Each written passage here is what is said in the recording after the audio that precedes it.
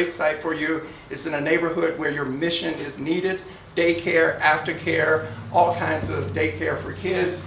She came, she saw the site, she's a lifelong Washingtonian, she said, we're in. So we went to the Y and we said, okay, let's program this right. We want to bring you in at the beginning. We don't want you to shoehorn later how much space. We can give you up to 1,000, 1,500, 2,500. When we said we'd give you 2,500 and we do it at a subsidized price, well, that was just more manna for them. And so we brought in the Y early on. We envisioned that this is going to be one of the best daycares in the city of Washington, D.C., run by one of the best operators. But more than that, when we talked to Marge and we talked to AMCs, they said, but you know, what is that space going to do when the kids aren't there? Next slide, please. So we said, you know what? How about, they said to us, how about community space where we could have art classes, where we could have Pilates, where we could have adult learning, and that's what we did. So we went back to the Y and we said, you know, what if we use the space for alternative purposes in the evenings, on the weekends? They said, great, that works with our mission, our health and wellness mission. We'll work with the CID, we'll work with the AMCs, we can do this. And so the YMCA is a great partner. They've been a great partner and colleague of ours. We are just very happy to have them here, and Kim is here to answer any questions you may have after this. But apart from, next slide please, apart from these benefits, there are other benefits that, you know, as other people have pointed out, with an office use, we have a very vibrant and robust retail program. We're committing approximately 10,000 square feet to retail on first floor. 2,500 of that will be YMCA. 7,500 will be what? So we were initially thinking, oh, we need more restaurants, but I'm usually where you are. I usually sit at the AMC meetings as opposed to presenting. In the last meeting between Alex, Marge, and Rochelle, there were about 20 new restaurants coming in the area. And so I said, well, wait a minute, stop. Before we say restaurant, is there another benefit that we need? And to that purpose, we pulled back a little bit. Now, I've gone out and talked to a lot of different uses, coffee shops. We talked to 3 different dog suppliers, Dogma, Metro Mutts, a number of different places to say what could possibly go there. But what we're going to do is we're going to wait. If we win, we're going to go to the community and say what's needed here. I mean, we have this space. It's pretty vanilla.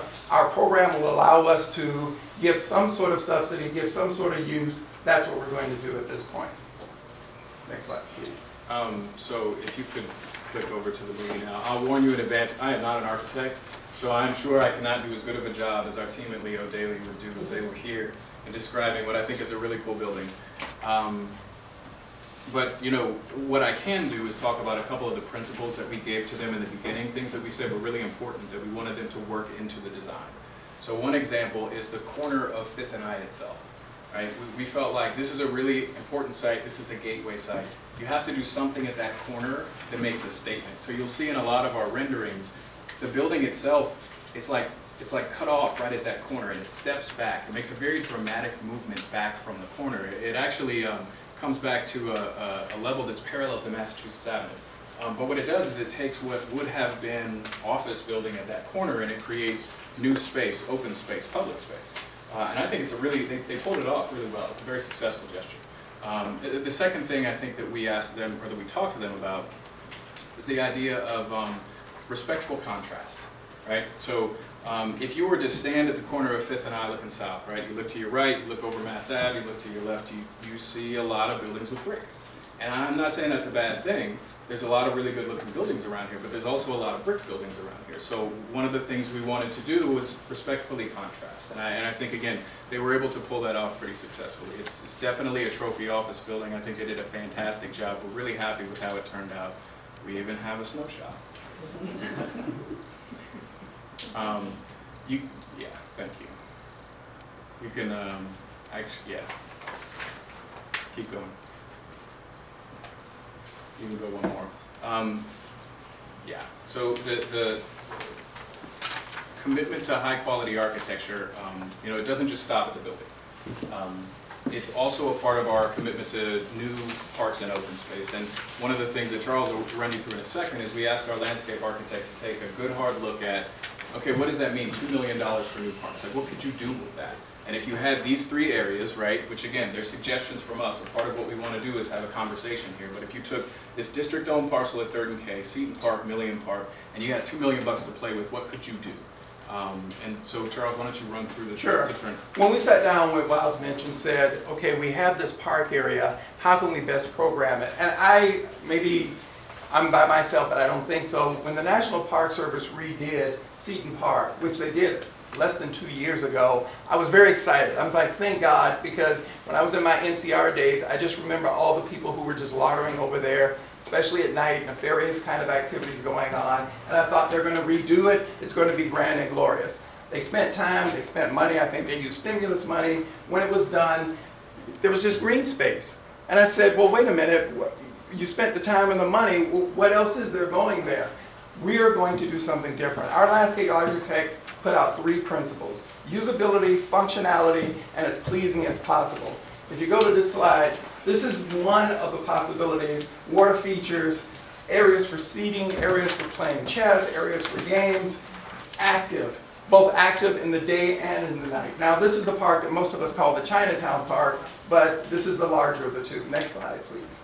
The smaller one will be more of a place for contemplation, more of a place where we might have an art feature. The kids from the Y will come next door, can utilize this park. This one, I think, will be a little bit calmer, but again, both day, and next slide please, and evening use. We'll use lighting to make sure that people know it will be an inviting place 24 hours a day. Next slide please. The dog park, we walked around before we knew that the Park Service would allow us to even think about doing this. We said, because after talking to Marge and the other agencies, we need a dog park. And after doing that, we found this vacant land, and we're going to make this one of the best dog parks in the city as well. You can go to the next one. I think that the last point I just want to come back to is, well, why in the world would you propose an office building here? And this is just a quick shot. This is Mount Vernon Triangle, and we tried to color code this so you can easily see there's a lot of orange here. This orange is residential. There's a lot of residential project now. If you look at the orange with the lines on it, it's the residential that's either being built or it's in the pipeline. So what does that mean? In the last, I don't know, 10, 12 years, you take what's there, what's on the way. It's like 4,000 units of residential just in this neighborhood. I'm not saying that's a bad thing, I'm just saying that's a lot. So a part of the reason why we are proposing office is diversity of use. It's what Charles said. Office brings daytime population. It's a balance for the neighborhood. And in conclusion, we think that by making our programmatic choice of office, we produce the greatest amount of money for the community benefits. Now, that's selfish on my part, but it's what I want, and I think it's what the community wants. And we're just very happy to be in the finals list, and we're hoping that we can actually go forward and do this and make this a corner that's very energetic and very beneficial to the community right now, as opposed to a lot where you get for $10 you can go park for the day, which is okay, but it's not what we need here.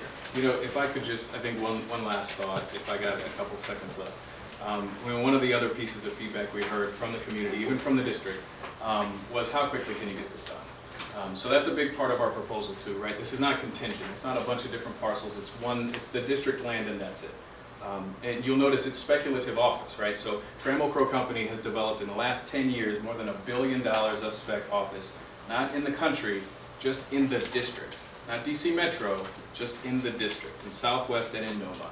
So what I'm saying is we're not waiting on other parcels, we're not waiting on an assemblage, and we're not necessarily even waiting on tenants. A part of our offer was letters of interest from our equity partners who we have developed speculative office with, letters from our financing partners who we have developed speculative office with, and we just broke ground on a building in Southwest 2 months ago. And we'll front and load the parks first. That's correct. So again, I just wanted to reiterate the point. We understand the need for urgency, and that is definitely a tough proposal. Thank you.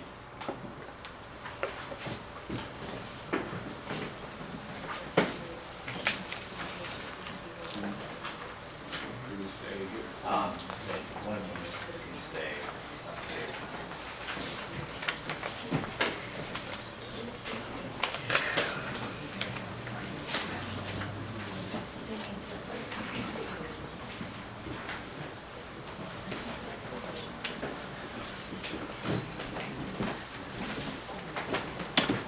Okay, at this point, I'd like to give a round of applause to each one of the development teams.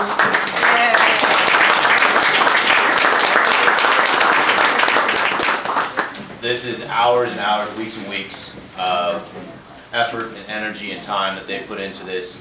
Obviously, they're very passionate about their project. They're very passionate about improving the community. They want to work with the district, they want to work with the community. These are the top 4 proposals.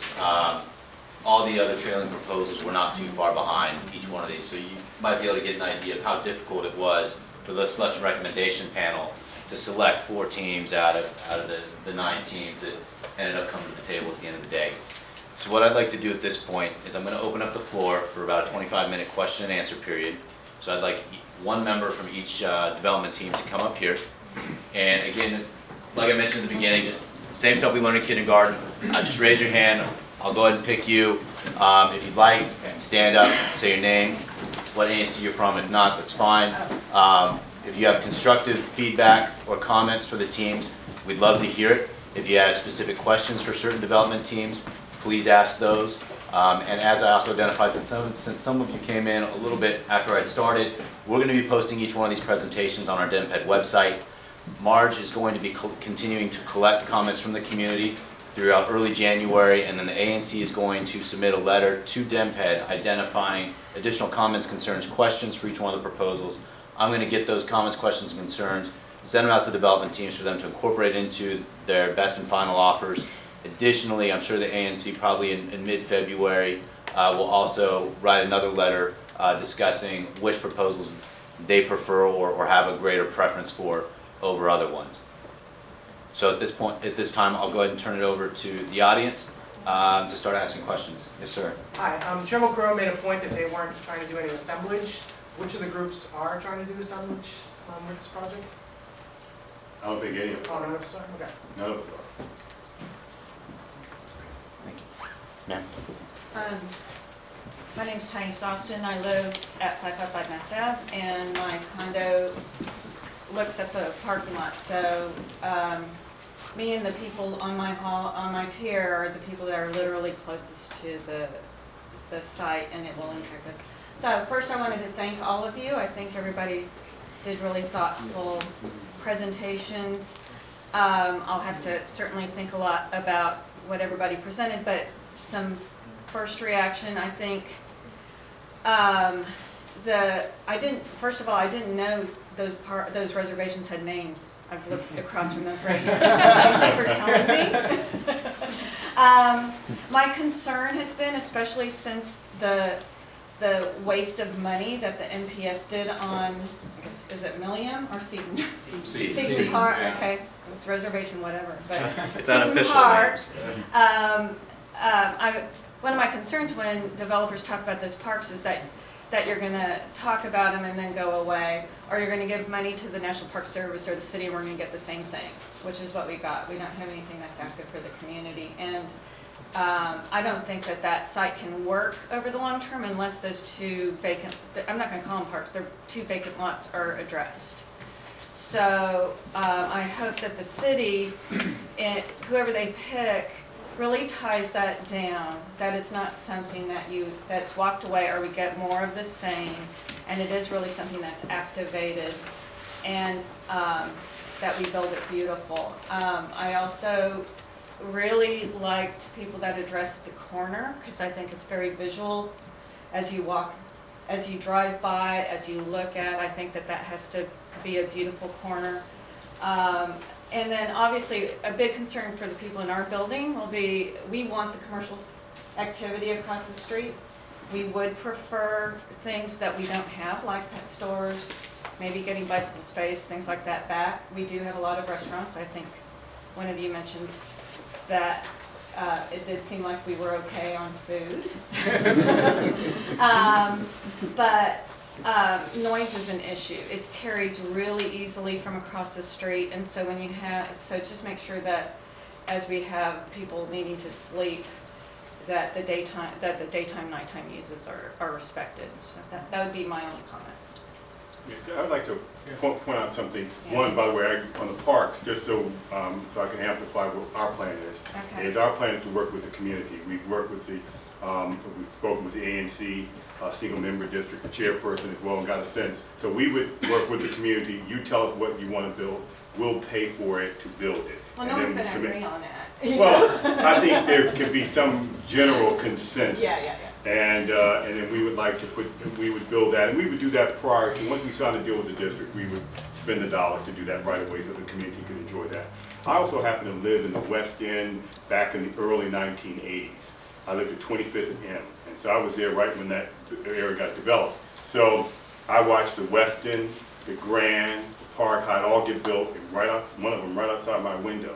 And so we're sensitive to that. So we will enter into an agreement with the community in terms of a construction management agreement dealing with the hours of operation, the hours of construction. We'll also engage in a window cleaning program because of the wind and the dust that would come through, that we will pay to clean the windows on a regular period of time so that you won't be overcome with the dirt and so forth that comes there, and we'll clean and hose down the sidewalks on a regular basis. If we do not live up to those, we will agree in a contract to a fine of a significant amount of money to make sure that we live by that. So one thing I just want to add really quickly, talking back on the parks, and everybody said, you know, they talked to Always NPS. remind us which team we're talking to. I'm on the JAG, Ackridge, Okay. Jarvis, Nescoff team.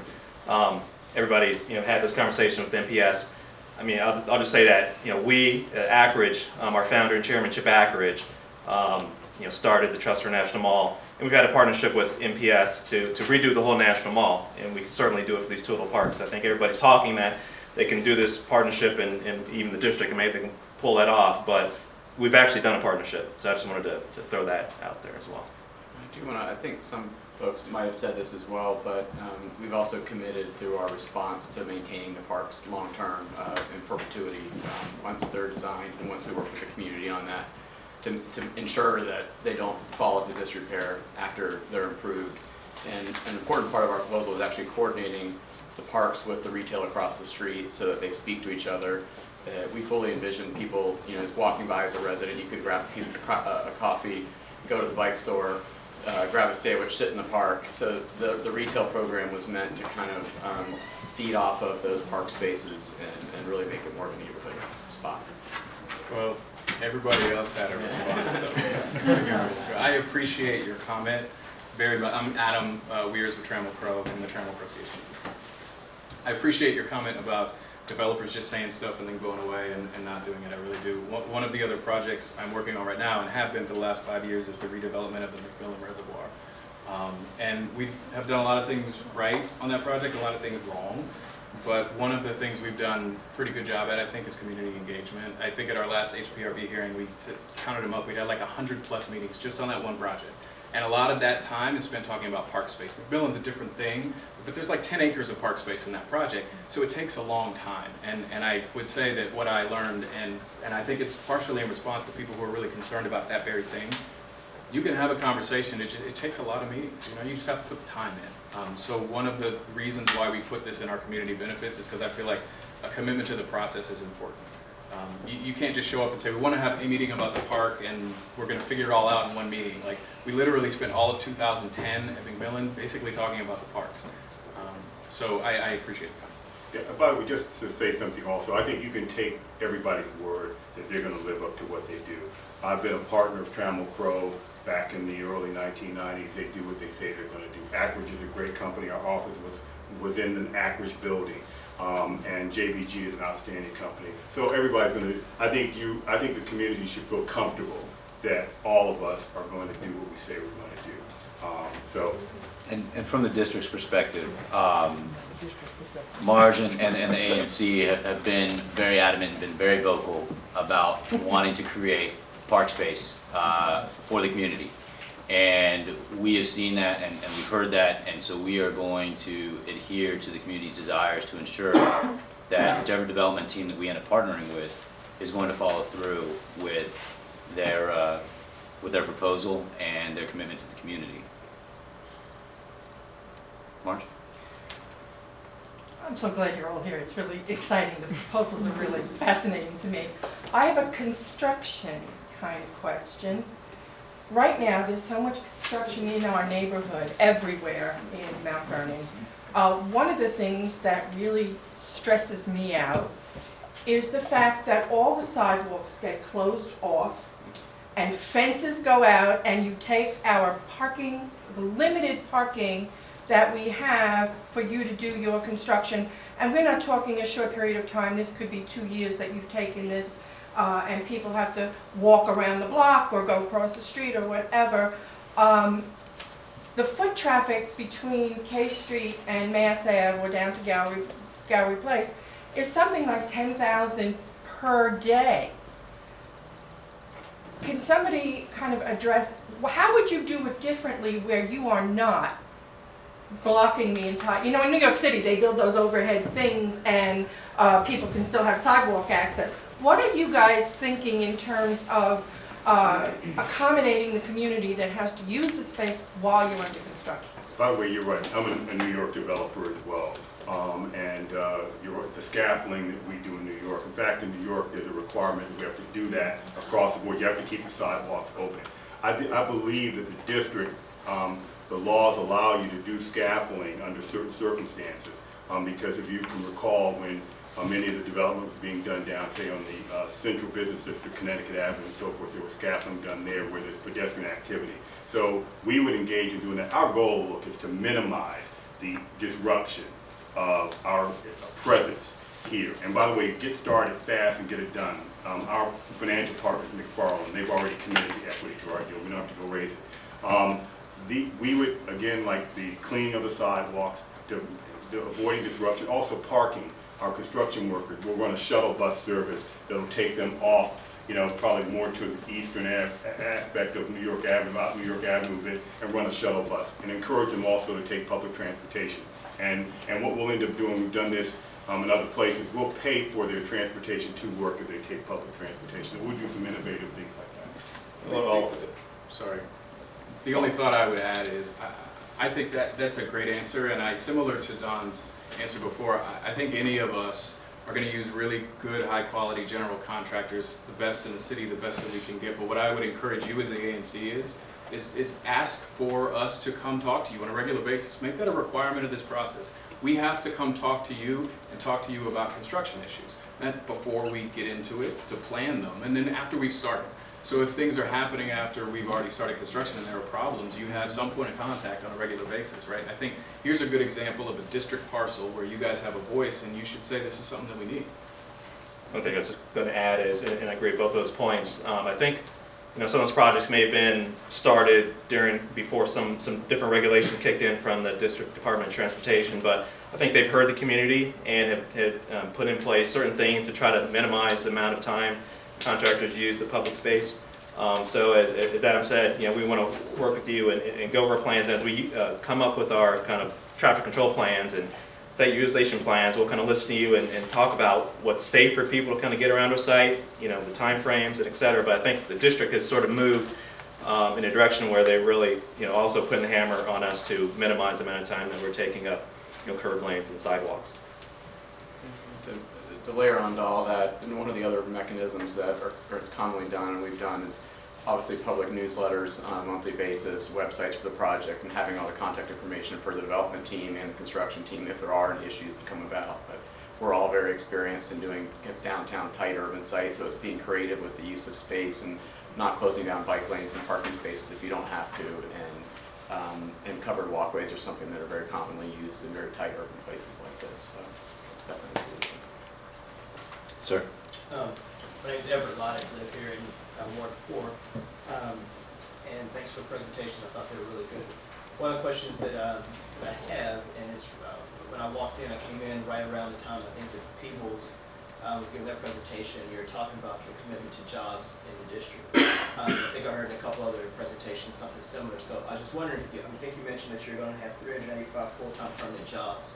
And you also referenced a DC hiring plan. I was wondering if you might be able to explain a little bit about that hiring plan and how you can ensure that DC residents will be hired for these jobs. Okay, sure. By the way, I'm a beneficiary of access to opportunity. I got a government that gave me an opportunity back in 1986 to develop my first building in Anacostia. So I feel a sense of responsibility and commitment to doing that for others.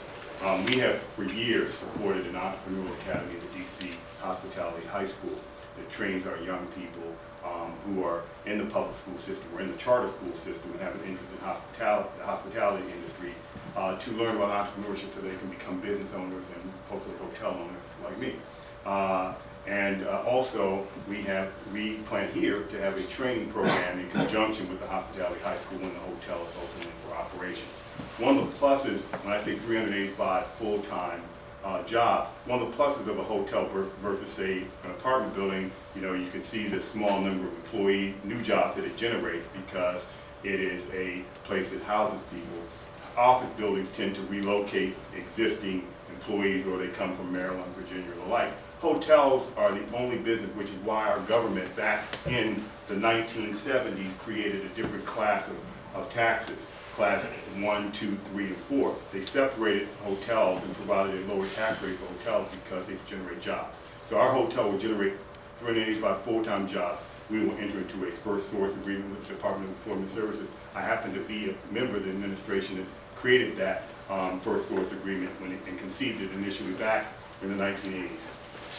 And we will enter into a job training program to help provide opportunities for district residents to start off in the hospitality industry and grow in it. So those 400 jobs, or 385, will be focused on DC residents first, and local community members first, then DC residents second. So, and then in addition to that, construction jobs. We're going to make an effort through our selection of general contractors. Sherman Smoot Corporation is our minority contractor. I've had a 20-year relationship with them. And the Smoot Corporation is committed to diversity as well. So we're going to be focusing our energies on creating jobs for local residents, but new jobs that were not in existence here before. And as the owner of the hotel, we will have rights, and Standard will manage it, but we will own the hotel. And therefore, we will be able to encourage, which Standard is very active in doing anyway, to create opportunity for local residents. And also, living up to my commitment, I'm the chairman of the company, so if there's a problem, you can call me. Marge knows she can call me directly on my phone as well. And I can't say I can't solve the problem. I have to say yes or no, I won't. Any of the other teams? Oh, can you elaborate a little more on the affordable housing you committed to? Oh, wait, I'm sorry, before we move on to Anacostia, gentlemen, the rest of you want to answer about jobs at all? Am I allowed to answer mine? Yeah. Okay. Anybody from the team is free to answer. I just ask that everybody keep your answers and your questions and your comments to about 30 seconds. So, we've done a couple of things. One, we brought in, I'm sorry? Which team? I'm sorry, MG, Madi too, right? Sorry. So we've done a couple of things. We brought in Goodwill of Greater Washington, who just won an RFP for the new Convention Center Hotel to provide jobs. And then we've done something as well. We brought in SOME training out of Ward 8 to make sure that not just, one particular section of the city gets jobs at our project at all. Trying to spread the wealth, if you will, so that everyone has an opportunity to get jobs at this site. And then on top of that, I think with our all local retail, I think that also further ensures, because bicycle space in both Yes Organic are notorious for hiring DC residents.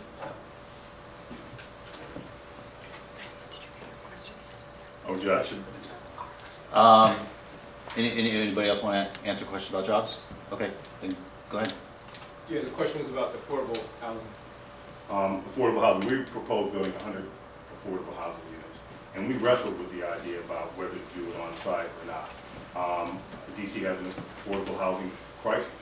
There's not enough affordable housing to go around. So we decided to take land that we already own, that I've owned for over 20 years, and put it to use by building affordable housing and creating more jobs and economic activity east of the river, because as you know, there's always been this challenge now. Downtown and west of the Anacostia River is doing outstanding, and east of the river is still having difficulty. So we thought that to take the dollars that could be used for affordable housing, small, insignificant when you really think about the size, number of units, but to take affordable housing, build a new development so the district actually gets 2 projects for the price of 1, and that we could provide 100+ housing units in a community that needs it. That was our approach to affordable housing, and that's why we did it off-site. JVG Monterey proposals 27 on-site, mixed within the building, a mix of family-style 3-bedroom units, all the way down to smaller units, so broad market audience. The value of those units in terms of a benefit to the city is around $7 million. So it's a significant investment, part of our contribution. the Akridge JAG, Jarvis team, we have a building that's 208 units, and 21 of those are affordable, spanning evenly between 60% and 80% AMI. I think similar to Mr. Peoples, we don't have a residential program, so we have proposed a contribution to the Housing Production Trust Fund of $1 million. And I think as well felt like a commitment to affordable housing that could be anywhere in the district and could also go lower than just 80% AMI units was important. Obviously, it's a part of, a really important thing for the district. I have a question on the housing, affordable housing. When you say you're going to do 100 units, are you doing 100 units in one place, or are you dispersing them? Because we already know that doing large number of affordable housing in one building has not worked in the city, so I just want to make sure. No, we're gonna do 100 units, which is about 85,000 square feet, in a building that'll be about 160,000 square feet. It'll be in one place. How many units? And somewhere about 200 plus units. So So 200. half and half. And there'll be, and this is gonna be at a government center essentially. I built a building called 2100 Martin Luther King Avenue. So the Department of Employment Services and some other government agencies are there. You know, St. Elizabeth's, that campus is now being developed for Homeland Security. Department of Transportation is also in Southeast. So it's a working, you've got, workforce housing. And so what we plan to do is workforce housing and graduated affordable housing in terms of AMI. So we're not going to have a housing project. We're going to have a mixture of uses in an area that's economically on the move, where also people can, live and work in the same general vicinity. So something along those lines. But I don't believe, by the way, that we deal with this in New York as well and in Florida. The challenge of having having affordable housing mixed in a building that has a higher cost of living is the amenities around them are less obtainable to them, to the residents in the affordable housing in terms of financial. And so we thought that having a facility that and also provided more housing that's affordable, and we would look to have a pathway to ultimately ownership of those units as well, because I do believe that, I think what history has shown us as well as ownership, people pay much more attention to it as well. So that would be, our goal would be a pathway to ownership. I'll follow up on one of the